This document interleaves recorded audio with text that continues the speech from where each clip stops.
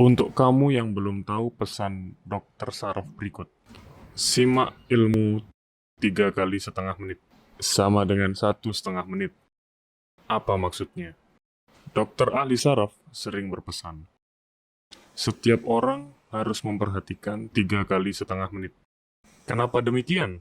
3 kali setengah menit adalah sesuatu yang cuma-cuma, tetapi akan banyak mengurangi angka kematian secara tiba-tiba. Seringkali terjadi seseorang siangnya masih sehat walafiat, tapi malamnya meninggal.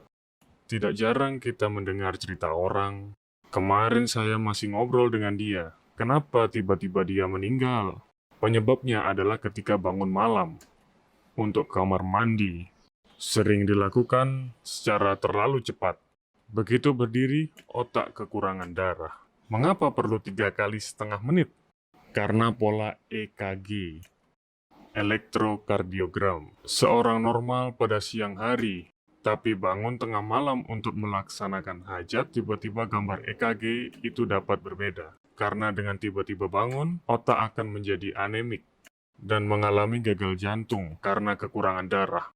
Maka dianjurkan oleh para ahli untuk menjalankan 3 kali setengah menit.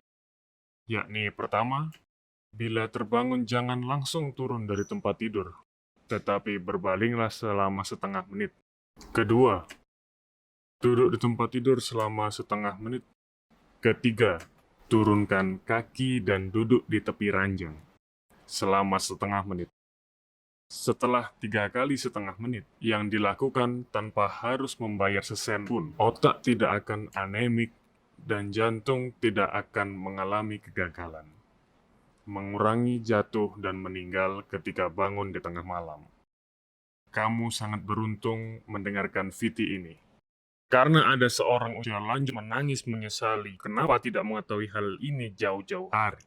2 tahun lalu, dia bangun tengah malam untuk buang air kecil. Di kamar mandi, tiba-tiba terasa dunia berputar dan jatuh. Akibatnya, dia sekarang mengalami kelumpuhan dan tidak bisa meninggalkan tempat tidur karena tulang punggungnya mengalami cedera berat. Kalau saja dia mengetahui hal ini sebelumnya, tentu tidak harus menderita selama ini. Bagaimana menurut kamu?